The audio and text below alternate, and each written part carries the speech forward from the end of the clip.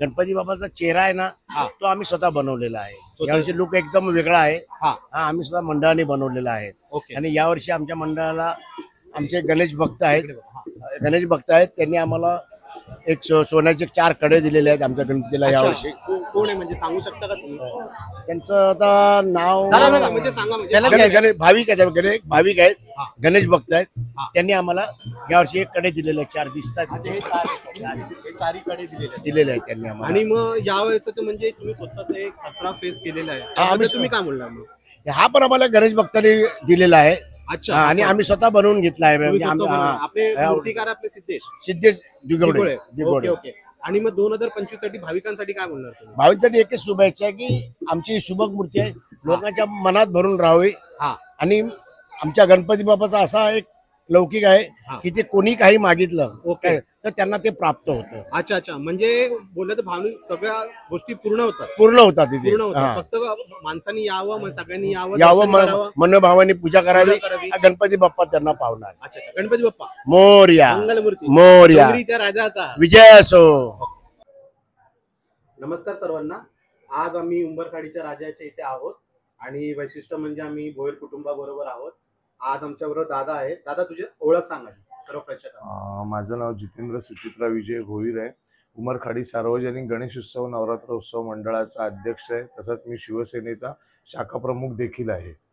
आणि या वर्षीचं या घरच्या गणपतीचं तुझं वैशिष्ट्य काय? ह्या वर्षीची घरची मूर्त ही संदेश नारकर गिरगावातील मूर्तिकार आहेत, त्यांनी बनवलेली आहे व शंकर रूपी आम्ही ह्या मूर्तीचं स्वरूप आणलेलं आहे. हा, पारंपरिक देखाव्या बरोबर. अच्छा. आणि ही मूर्ती आपली मातीची आहे पूर्ण? हो, पूर्ण ही शाडू मातीची मूर्ती आहे. हा. मग आता हे सर्वांनी मिळून घरच्या कुटुंबाने सगळ्यांनी मिळून हा देखावा केला, त्याबद्दल काय म्हणशील? हा जो देखावा आहे, माझी सगळी भावंड, माझे चुलते, माझ्या चुलत्या, मी फार कमी लक्ष देतो. मी सार्वजनिक क्षेत्रामध्ये असल्यामुळे मी घरातल्या गणपतीच्या डेकोरेशनला कामाला हातभार फार कमी लावतो. ती एक खंत आहे मनामध्ये, पण काय करणार, सार्वजनिक क्षेत्रामध्ये असल्यामुळे थोडंसं घराकडे दुर्लक्ष होतं आमचं. पण जो हा देखावा केलेला आहे, ह्या देखाव्याची कल्पना 1 महिन्या अगोदरपासून चालत होती. याच्या अगोदर एक देखावा बनला, तो आवडला नाही, तो बदली केला. अशी सगळी घडामोड चालू होती. भावंडांनी खूप मेहनत केली आहे ह्याच्यामध्ये, घरातल्यांचा सपोर्ट होता. मुंबईसारख्या छोट्या शहराच्या घरामध्ये हा एवढा चांगला देखावा करायचा प्रयत्न केलेला आहे माझ्या भावंडांनी स्वतःच्या हाताने. आणि हा, पूर्णपणे याच्यात काहीच हे नाही, रेडीमेड आणलेल्या गोष्टी नाहीत. फक्त हे पिलर असतील रेडीमेड, बाकी सगळं स्वतःच्या हाताने केलेलं आहे. आणि ही मूर्ती कधीपासून तुम्ही ठरवता? म्हणजे एक शाडू मातीची मूर्ती प्रिपरेशन संदेश नारकरांकडे या मूर्तीची बुकिंग जी केली जाते ही गुढीपाडव्याच्या दिवशी केली जाते. आणि संदेश नारकर हे मोजक्या मूर्त्या बनवतात. दरवर्षीप्रमाणे त्यांच्याकडेच असते? दरवर्षीप्रमाणे त्यांच्याकडे असते. अच्छा. आणि 2025 साठी भाविकांसाठी काय म्हणशील? दर्शनासाठी किती उत्सुकतेने यावे? आता उंबरखाडीच्या राजासाठी ते येतच. भाविकांसाठी आणि माझ्या घरातल्यांसाठी मी देवाकडे हीच प्रार्थना करेन की घरात सुखी शांती समृद्धी लाभून दे, धंद्यामध्ये यश प्राप्त होऊन दे, आम्ही जे राजकारणामध्ये कामं करतोय त्या कामात यश देऊन दे. परत आमचा जो विभाग आहे हा सुखी समृद्धी व एकोप्याने राहून दे. आणि जो आमच्या विभागाला डेव्हलपमेंटचा जे विचार चालू आहे तो खूप चांगल्या पद्धतीने डेव्हलपमेंट होऊन दे. आणि दादा उंबरखाडीच्या राजासाठी काय म्हणशील? आम्हाला तिथे देताना आलं इंडिया तुझा पॉडकास्ट, तू थोडंफार सांग उंबरखाडीचं या वर्षीचं वैशिष्ट्य काय? तुम्ही आज माझ्या घरी आलात, प्रथम तर मी तुमचे खूप आभार मानतो आणि स्वागत करतो तुमचा. मी आज मंडपात नाही, कारण की मी अहोरात्र जागत होतो. सकाळी 5 वाजता घरी येऊन झोपलोय, त्यामुळे मी तुम्हाला आता घरी भेटलो. पण 1 तासानंतर तुम्ही आला असतात तर मी तुम्हाला कदाचित मंडपातच भेटलो असतो. आम्हाला त्या गोष्टीची कल्पना नव्हती. हा, आम्ही सकाळीच आलो 10-11 वाजता. मग आता काय म्हणशील मंडळाबद्दल, काय म्हणशील दादा? मूर्तीबद्दल काय म्हणशील? वैशिष्ट्य? मूर्ती ही प्रशांत देसाईंनी बनवलेली आहे. तिची आरास ही मुंबईमध्ये खूप वेगळ्या प्रकारे आम्ही सादर करायचा प्रयत्न केलेला आहे. लोक सगळे आरास ही वेगळ्या पद्धतीने विचार करत होते, उमरखाडीच्या राजाची असेल, पण ही प्रशांत देसाईच्या कल्पनेतून वेगळी आरास आम्ही सादर केलेली आहे. तसंच सजावट तुम्ही बघितली आहे. अशा प्रकारे उत्सवाची सुरुवात झालेली आहे आणि उत्सवाची सुरुवात होता आज 4था दिवस उजेडलेला आहे उत्सवाचा. आगमन मिरवणूक तुम्ही बघितली थोड्या पद्धतीने पावसाने गोंधळ घातला, आणि थोडे आम्ही विभागात पण लेट आलो, त्याच्यामुळे थोडीशी नाराजगी होती आमच्या लोकांवर. पण मूर्तीचं जे रूप बघून ही लोक फार खुश झाली, आनंदी झाली. आता उत्सव चालू आहे, बघूया आता उत्सव कसा सुरुवात होतोय पुढे. या वर्षी तर आम्हाला काहीतरी एक वैशिष्ट्य समजलंय मंडळाकडून की जी मूर्तीचा साचा पूर्ण तुम्हीच हे केलाय. मूर्तीचा जो चेहरा आहे हा पूर्णपणे आमचा चेहरा आहे आणि आम्ही प्रशांत देसाईंना सांगितलेला हा चेहरा कुठे वापरायचा नाही.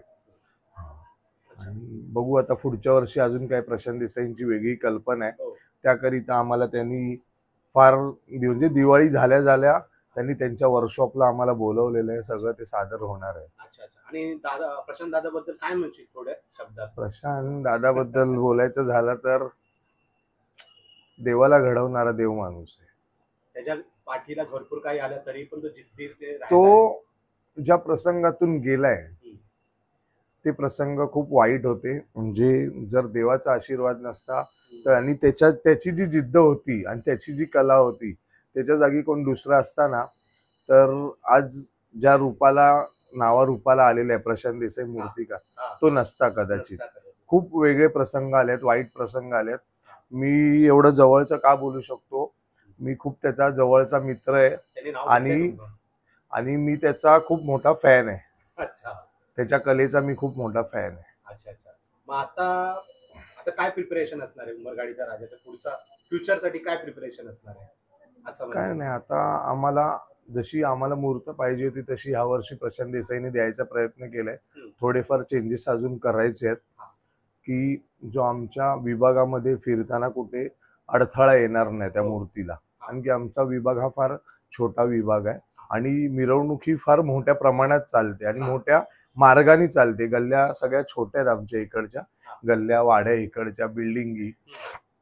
त्याची सगळी काळजी घेऊन आम्हाला पुढची मिरवणुकीची तयारी करायची आहे. तुमच्या कार्यकर्त्यांबद्दल तू काय म्हणशील? एवढ्या जल्लोषात असतात दरवर्षीप्रमाणे, अहोरात्र जागतात.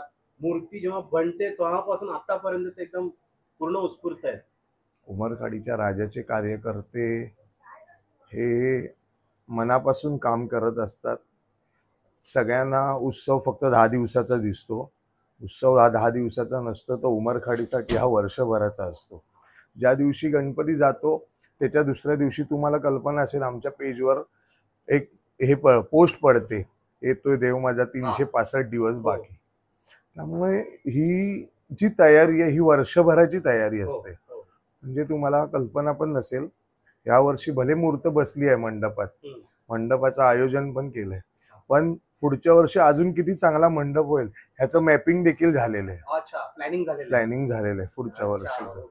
आणि कार्यकर्ते हे उमरखाडीतले खूप उत्साही आहेत, मनापासून काम करतात, स्वतःचा घर प्रपंच सांभाळतात, नोकरी धंद्यातून वेळ काढतात. आणि आजच्या ह्या फास्ट दुनियेमध्ये कार्यकर्ता भेटणं, कार्यकर्ता बनणं, कार्यकर्ता घडणं ही फार मुश्किल गोष्ट आहे. पण उमरखाडीच्या राजाच्या आशीर्वादाने उमरखाडीत कार्यकर्त्यांची कमी नाही. आणि तुम्ही आता सकाळी बघितले असाल सगळे शाळेतले विद्यार्थी आहेत. आज मी त्यांच्या पालकांचा फार ऋणी आहे. ते त्यांच्या मुलांना मंडपात सकाळीच पाठवत आहेत. ती मुलं सकाळच्या आरतीला देखील असतात. तसंच आमच्या इथे अथर्व शिष्य पाठ होतो, त्या पाठालाही बसतात सगळी मुलं. आणि सकाळी थोडे कार्यकर्ते रात्रीचे दमून घरी असतात. त्यामुळे आम्हाला थोडासा आमचा भार कमी झालाय त्या लहान कार्यकर्त्यांमुळे. सांगतो, दादा आराम करत होते, मी आलो म्हणजे दर्शनासाठी. दादानी उत्सुकतेपणे सांगितलं की हो आपण बोलूया आता. त्यासाठी दादा तुझे फार मी धन्यवाद करतो. कारण की मी दादांना भरपूर वर्ष, 10 ते 15 वर्ष झाले, फक्त आम्ही एक चेहऱ्यापट्टीने ओळखतो. कसा आहे दादा, काय मग दादा तेवढा एक रिस्पेक्ट पण करतो आमचा.